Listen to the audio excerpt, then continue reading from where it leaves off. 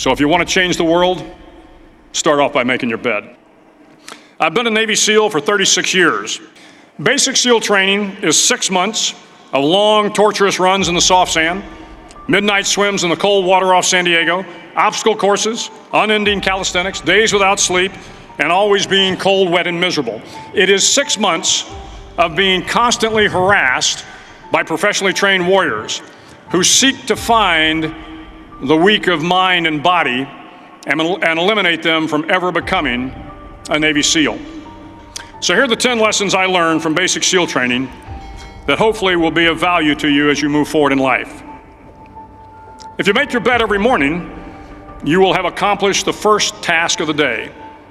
It will give you a small sense of pride, and it will encourage you to do another task, and another, and another. And by the end of the day, that one task completed will have turned into many tasks completed. Making your bed will also reinforce the fact that the little things in life matter. If you can't do the little things right, you'll never be able to do the big things right. And if by chance you have a miserable day, you will come home to a bed that is made, that you made. And a made bed gives you encouragement that tomorrow will be better. So if you want to change the world, start off by making your bed. During SEAL training, the students are all broken down into boat crews. Each crew is 7 students, 3 on each side of a small rubber boat, and 1 coxswain to help guide the dinghy. Every day your boat crew forms up on the beach and is instructed to get through the surf zone and paddle several miles down the coast. In the winter, the surf off San Diego can get to be 8 to 10 feet high, and it is exceedingly difficult to paddle through the plunging surf unless everyone digs in. Every paddle must be synchronized to the stroke count of the coxswain. Everyone must exert equal effort, or the boat will turn against the wave and be unceremoniously dumped back on the beach. For the boat to make it to its destination, everyone must paddle. You can't change the world alone. You will need some help. And to truly get from your starting point to your destination takes friends, colleagues, the goodwill of strangers, and a strong coxswain to guide you. If you want to change the world, find someone to help you paddle. Over a few weeks of difficult training, my SEAL class, which started with 150 men, was down to just 42. There were now 6 boat crews of 7 men each. I was in the boat with the tall guys, but the best boat crew we had was made up of the little guys, the Munchkin crew, we called them. No one was over 5'5". The Munchkin boat crew had 1 American Indian, 1 African American, 1 Polish American, 1 Greek American, 1 Italian American, and 2 tough kids from the Midwest. They out-paddled, outran, and outswam all the other boat crews. The big men in the other boat crews would always make good-natured fun of the tiny little flippers the Munchkins put on their tiny little feet prior to every swim. But somehow these little guys from every corner of the nation and the world always had the last laugh, swimming faster than everyone and reaching the shore long before the rest of us. SEAL training was a great equalizer. Nothing mattered but your will to succeed, not your color, not your ethnic background, not your education, not your social status. If you want to change the world, measure a person by the size of their heart, not by the size of their flippers. Several times a week, the instructors would line up the class and do a uniform inspection. It was exceptionally thorough. Your hat had to be perfectly starched, your uniform immaculately pressed, your belt buckle shiny and void of any smudges. But it seemed that no matter how much effort you put into starching your hat or pressing your uniform or polishing your belt buckle, it just wasn't good enough. The instructors would find something wrong. For failing the uniform inspection, the student had to run fully clothed into the surf zone, then wet from head to toe, roll around on the beach until every part of your body was covered with sand. The effect was known as a sugar cookie. You stayed in the uniform the rest of the day, cold, wet, and sandy. There were many a student who just couldn't accept the fact that all their efforts were in vain, that no matter how hard they tried to get the uniform right, it went unappreciated. Those students didn't make it through training. Those students didn't understand the purpose of the drill. You were never going to succeed. You were never going to have a perfect uniform. The instructors weren't going to allow it. Sometimes, no matter how well you prepare or how well you perform, you still end up as a sugar cookie. It's just the way life is sometimes. If you want to change the world, get over being a sugar cookie and keep moving forward. Every day during training, you were challenged with multiple physical events: long runs, long swims, obstacle courses, hours of calisthenics, something designed to test your mettle. Every event had standards, times you had to meet. If you failed to meet those times, those standards, your name was posted on a list, and at the end of the day, those on the list were invited to a circus. A circus was 2 hours of additional calisthenics, designed to wear you down, to break your spirit, to force you to quit. No one wanted a circus. A circus meant that for that day, you didn't measure up. A circus meant more fatigue, and more fatigue meant that the following day would be more difficult, and more circuses were likely. But at some time during SEAL training, everyone made the circus list. But an interesting thing happened to those who were constantly on the list. Over time, those students who did 2 hours of extra calisthenics got stronger and stronger.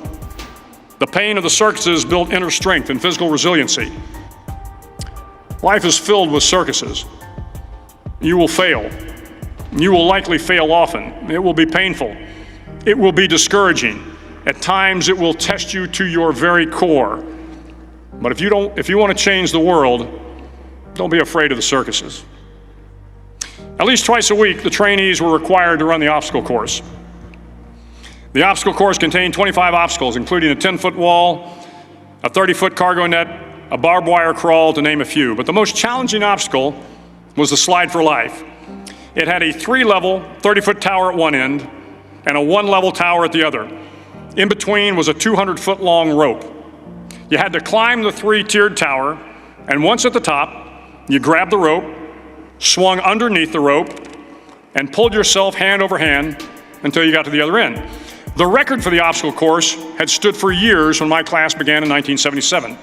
The record seemed unbeatable until one day a student decided to go down the slide for life head first. Instead of swinging his body underneath the rope and inching his way down, he bravely mounted the top of the rope and thrust himself forward. It was a dangerous move, seemingly foolish and fraught with risk. Failure could mean injury and being dropped from the course. Without hesitation, the student slid down the rope perilously fast. Instead of several minutes, it only took him half that time. And by the end of the course, he had broken the record. If you want to change the world, sometimes you have to slide down the obstacles head first. During the land warfare phase of training, the students are flown out to San Clemente Island, which lies off the coast of San Diego. The waters off San Clemente are a breeding ground for the great white sharks. To pass SEAL training, there are a series of long swims that must be completed. One is the night swim. Before the swim, the instructors joyfully brief the students on all the species of sharks that inhabit the waters off San Clemente. They assure you, however, that no student has ever been eaten by a shark, at least not that they can remember.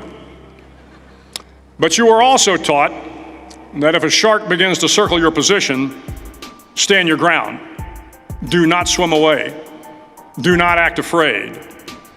And if the shark, hungry for a midnight snack, darts towards you, then summons up all your strength and punch him in the snout, and he will turn and swim away. There are a lot of sharks in the world. If you hope to complete the swim, you will have to deal with them. So if you want to change the world, don't back down from the sharks.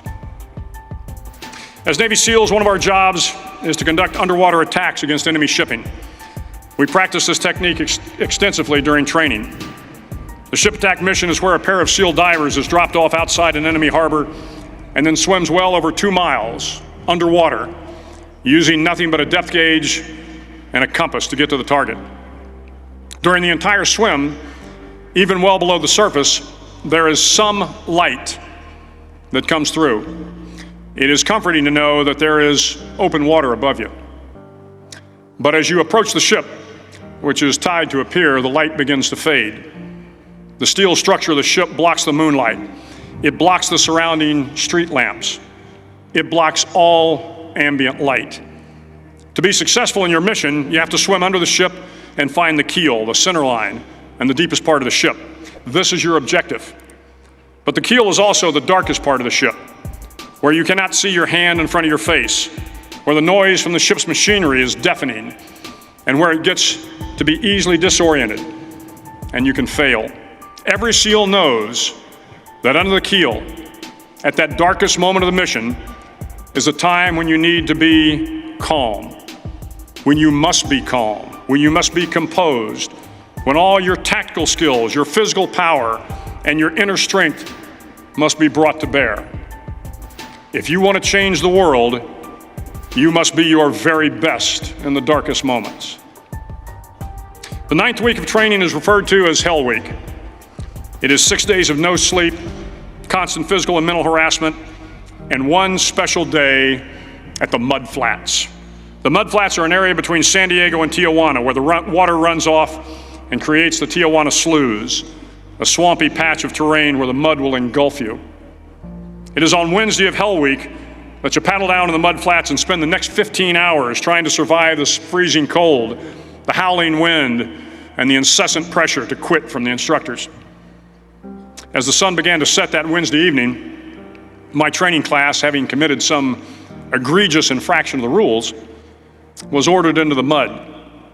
The mud consumed each man till there was nothing visible but our heads. The instructors told us we could leave the mud if only 5 men would quit. Only 5 men, just 5 men, and we could get out of the oppressive cold. Looking around the mud flat, it was apparent that some students were about to give up. It was still over 8 hours till the sun came up. 8 more hours of bone-chilling cold. The chattering teeth and the shivering moans of the trainees were so loud, it was hard to hear anything. And then one voice began to echo through the night.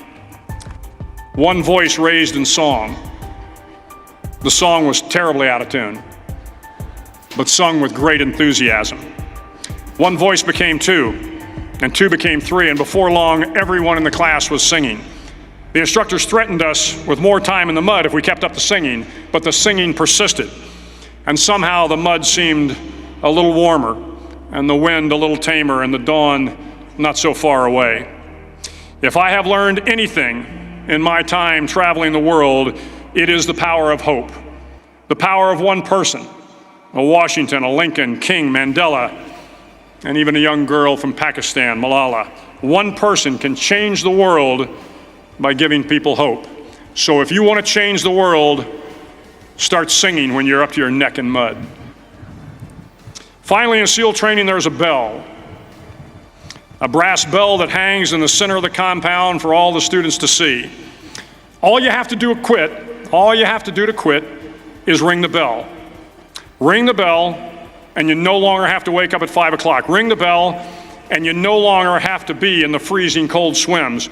Ring the bell, and you no longer have to do the runs, the obstacle course, the PT, and you no longer have to endure the hardships of training. All you have to do is ring the bell to get out.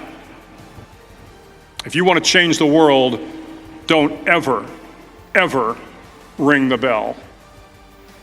To the class of 2014, you are moments away from graduating, moments away from beginning your journey through life, moments away from starting to change the world for the better. It will not be easy, but you are the class of 2014, the class that can affect the lives of 800 million people in the next century. Start each day with a task completed. Find someone to help you through life. Respect everyone. Know that life is not fair and that you will fail often. But if you take some risks, step up when the times are the toughest, face down the bullies, lift up the downtrodden, and never, ever give up. If you do these things, the next generation and the generations that follow will live in a world far better than the one we have today. And what started here will indeed have changed the world for the better. Thank you very much. Hook 'em horns.